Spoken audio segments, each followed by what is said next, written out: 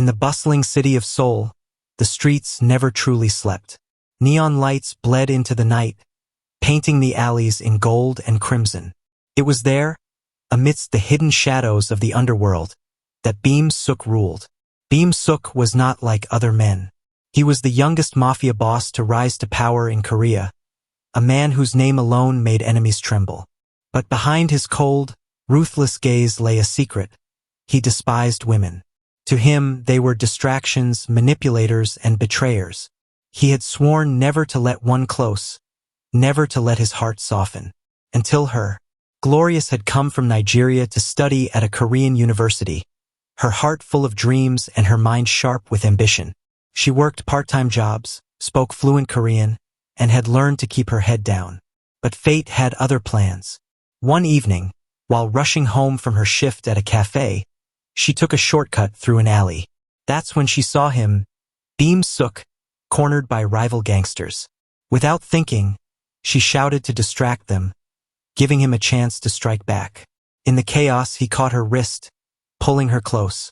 For a split second, their faces collided, her lips brushing against his in an accidental kiss.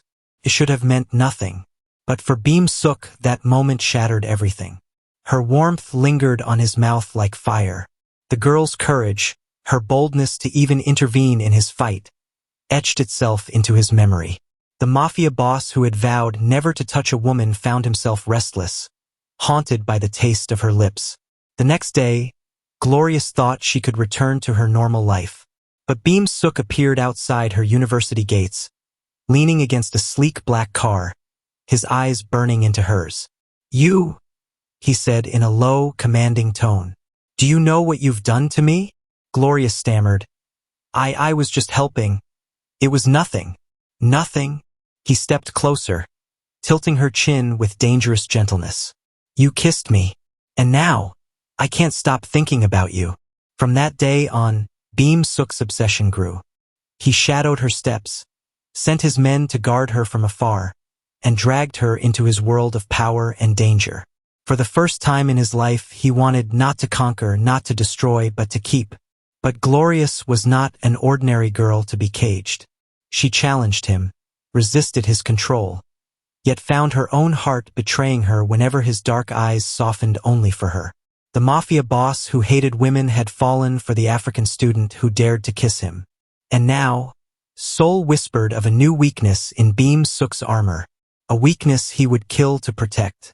Glorious never imagined her life in Korea would twist into something like this. She had come for books and lectures, not the shadows of a mafia empire. Yet Beam Suk lingered like a storm cloud over her days. First, she tried ignoring him. Whenever she spotted the sleek black car parked across from her dorm, she pretended not to notice. Whenever he sent expensive gifts, perfume, handbags, even the newest phone, she returned them without opening the boxes. But Beam Suk was not a man who understood rejection. One evening, she left her library study session late, the streets empty except for the flicker of street lamps. Suddenly, a hand reached out, pulling her into a dark alley. She gasped, only to find herself pinned against the wall by Beam Suk. His eyes glowed with a dangerous mix of frustration and hunger. "Why do you keep running from me?" he demanded. Glorious swallowed hard, forcing herself to meet his gaze. "Because you don't own me. Whatever happened that night, it was a mistake." Beam Suk's jaw tightened. "A mistake." His voice dropped, softer but more terrifying. "Do you know how many nights I've lost sleep replaying that moment? Do you know what it means for me, a man who swore never to touch a woman, to crave you like this?" Her heart thudded painfully, but she forced herself to whisper, "That's your problem, not mine." Instead of exploding, he surprised her. His lips twisted into the faintest smirk. "Then I'll make it yours." From that night on, he stopped hiding his obsession. He appeared on campus, his tailored suits out of place among students in hoodies. Professors hesitated to question him. His aura was too intimidating. Girls whispered and stared, jealous of the foreigner who had somehow captured the untouchable mafia lord's attention. Glorious hated the spotlight, but what she hated even more was how Beam Suk made her pulse quicken. His protectiveness was suffocating. Yet when he stood too close, when his voice dropped low only for her, she felt her defenses slipping. One rainy night, as thunder cracked over Seoul, Glorious sat in her tiny dorm, hugging her knees. A knock came at her window, 3 sharp raps. Startled, she looked up to see him standing outside on the narrow ledge, soaked, his hair plastered to his forehead. "Are you insane?" she hissed, rushing to open the window. He climbed in without hesitation, dripping water onto the floor. His eyes locked onto hers with raw intensity. "I tried to stay away," he admitted, voice breaking in a way she had never heard before. "But I can't. You're in my blood now, Glorious, and I'll never let you go." Her breath caught. The Mafia boss who hated women was kneeling before her, undone, vulnerable.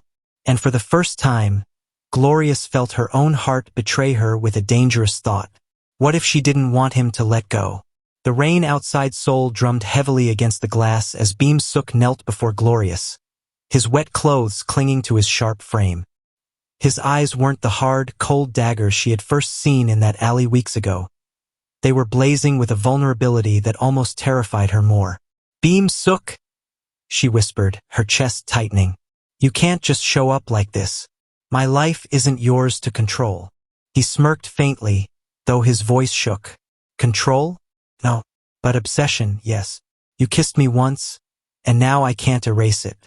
You've infected me, Glorious. I hate it. I hate you." His words faltered as his hand reached out, trembling, brushing her cheek as though he were starved for her touch. "And yet, I need you." Her body stiffened under his touch. Her mind screamed to push him away, but her heart betrayed her, racing wildly. His presence was suffocating, magnetic, dangerous. She forced herself to speak. "You don't love me, Beam Suk. You're obsessed. There's a difference." His gaze darkened. "Then I'll blur that difference until you can't tell anymore." Before she could respond, his lips crashed against hers. Not rough and cruel, but desperate, almost pleading. Glorious froze, torn between shoving him away and melting into the fire that surged through her veins. When she finally pushed at his chest, he let her go, breathing hard, his forehead pressed against hers. "You don't understand, Glorious," he murmured, voice raw. "I've lived my life untouched, unshaken. No woman has ever broken my armor. And yet you, with one accidental kiss, you shattered me. I can't undo it." Welled in her eyes, not from fear, but from the unbearable weight of his confession. She wanted to hate him, to run. But her soul whispered a different truth. "Why me?" she asked, her voice trembling. His lips curved in a shadowed smile. "Because you were never afraid of me. You looked at Beam Suk, the monster, and didn't bow. You kissed the man no woman dared touch. And now," his voice dropped, low and dangerous, "now you belong to me." Glorious' breath hitched. Her heart wavered between terror and desire. But deep inside, she knew one thing. If she allowed herself to fall, she would be diving headfirst into fire. And maybe, just maybe, she wanted to burn. The rain had stopped, leaving the air heavy and damp. But inside Glorious' tiny dorm room, the storm still raged between them. Beam Suk sat on the edge of her bed, dripping water into a small puddle on the floor. She stood a few feet away, arms wrapped tightly around herself, trying to catch her breath after his kiss. "Go home," she whispered, her voice trembling. "Please." Beam Suk tilted his head, studying her like a puzzle no one had solved before. "You want me to go, but your eyes tell me to stay." Her lips parted, but no words came. He was right. Her body betrayed her, trembling not from fear, but from the raw energy that clung to him. "Beam Suk, I can't live like this," she finally said, forcing her voice to steady. "I came to Korea to study, not to be dragged into a Mafia boss's obsession." His gaze sharpened. "Obsession? If that's what you call it, then yes, I'm obsessed. But don't mistake me, Glorious." He rose to his feet, closing the space between them, his shadow swallowing hers. "This isn't one-sided. I see how you look at me when you think I'm not watching. Her breath caught.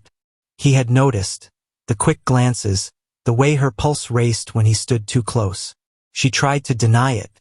That doesn't mean I want this. His hand lifted, fingers grazing her jaw with surprising gentleness. Then tell me to stop. Look me in the eye and tell me you'll never want me. Glorious froze. The words sat heavy on her tongue, but they wouldn't come. She should have said it, should have ended everything. But her silence spoke louder than any confession. Beam Suk's smirk returned, softer this time, almost triumphant. That's what I thought. He leaned down, his lips brushing against her ear as he whispered, I'll wait. I'll keep chasing you until you admit it. You can fight me, hate me, curse me. But in the end, glorious, you'll be mine. With that, he stepped back, his presence lingering like smoke even after he left through the window as silently as he had come. Glorious collapsed onto her bed, burying her face in her hands. Her heart pounded violently, not from fear, but from something far more dangerous. Because no matter how much she tried to deny it, she was starting to wonder if being his might not feel like a prison at all. It might feel like surrender. Days turned into weeks, and Glorious told herself she could shake him off, that Beam Suk's obsession would fade like a passing storm. But she was wrong. If anything, the storm grew stronger. Everywhere she went, she felt his presence. His black cars lingered at the edge of campus. Men in leather jackets, his men, sat silently in cafes near her part-time job.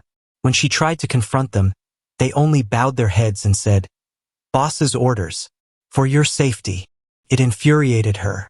And yet, it secretly unsettled her in a way that wasn't entirely unwelcome. One evening, she returned from the grocery store, only to find Beam Suk leaning casually against her dorm building.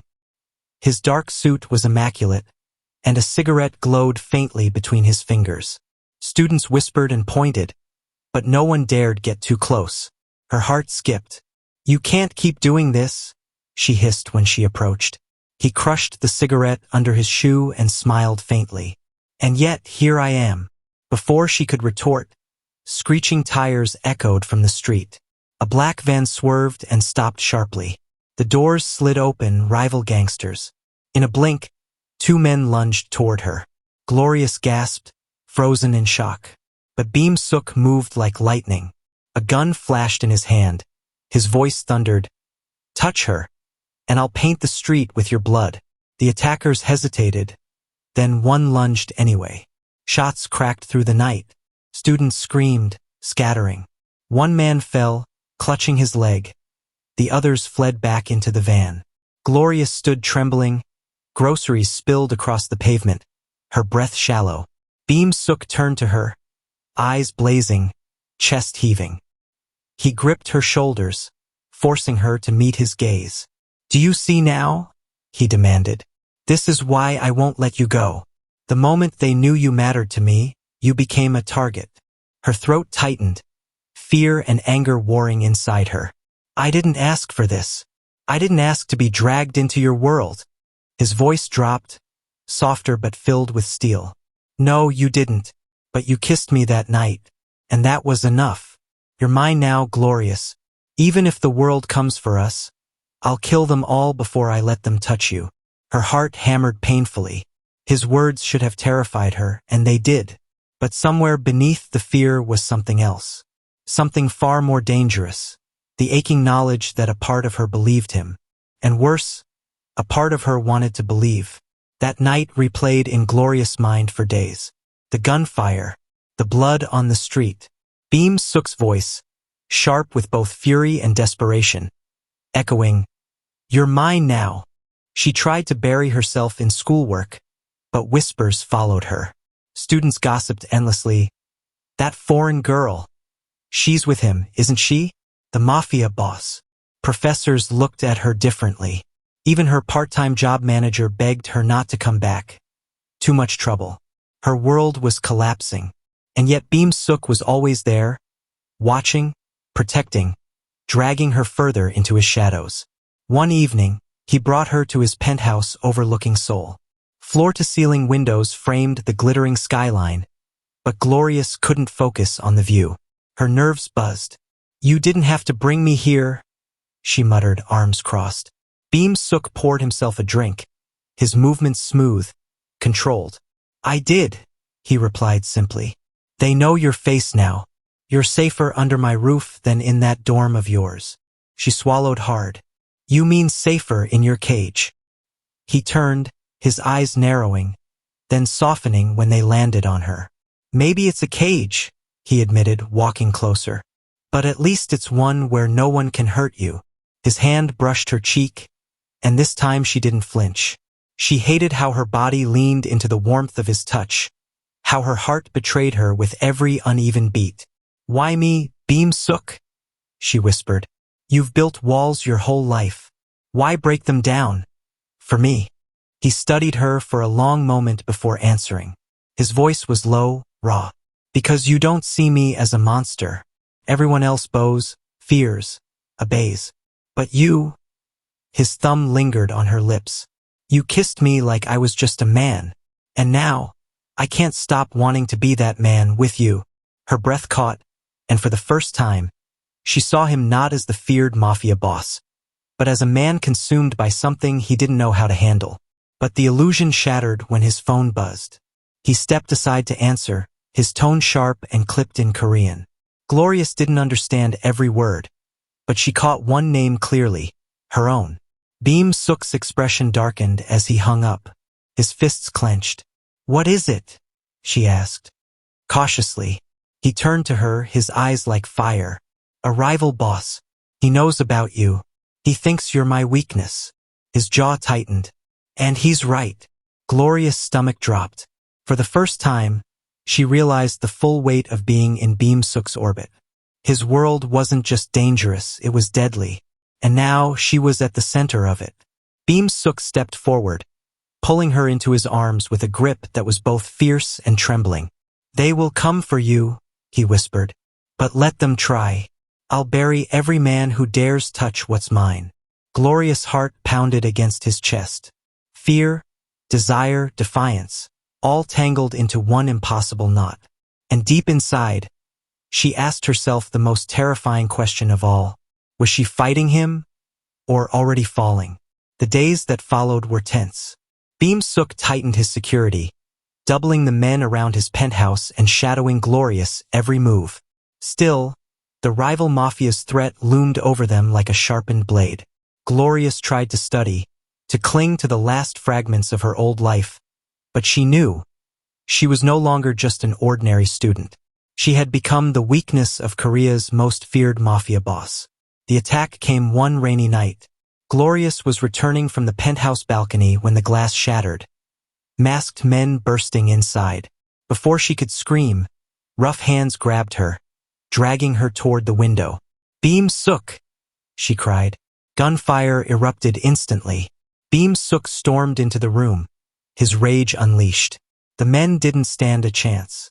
By the time silence returned, blood stained the floor, and only Glorious trembling sobs filled the air. Beam Suk dropped his gun, rushing to her side. His hands shook as he cupped her face, searching for wounds. "Did they hurt you?" She shook her head, tears spilling. "Why won't they stop? Why can't you let me go? If I wasn't with you, I wouldn't be." "Don't say it." His voice cracked, raw and unguarded. "Don't ever say leaving me is the answer. Glorious, I've lived in darkness my entire life. Power, blood, fear. That's all I knew. But then you came. You, an African student who should have meant nothing to me, kissed me once, and suddenly I wasn't untouchable anymore. I was human." Her breath caught as she stared into his burning eyes. "I'll protect you with everything I have," he vowed, pulling her into his chest. "Even if the whole world calls it obsession. Even if I have to fight until my last breath. You're mine, Glorious. Not my weakness. My reason to keep living." For the first time, she stopped resisting. Her arms circled him, holding tight, her tears soaking into his shirt. She realized then that she had fallen. Not into his cage, but into his fire. And strangely, it didn't feel like burning. It felt like belonging. From that night on, Soul whispered of Beam Suk, the Mafia boss who had once hated women, now undone by one fearless African girl. They said he grew even more ruthless to his enemies, but to her, he was different. He was hers, and she was his. A love born from a single kiss, tested by shadows, sealed in fire, forever. Thank you for watching. If you enjoyed the story, please leave a comment. Also share and subscribe to my channel and click on the notification icon so that you will get notified whenever a new story is uploaded.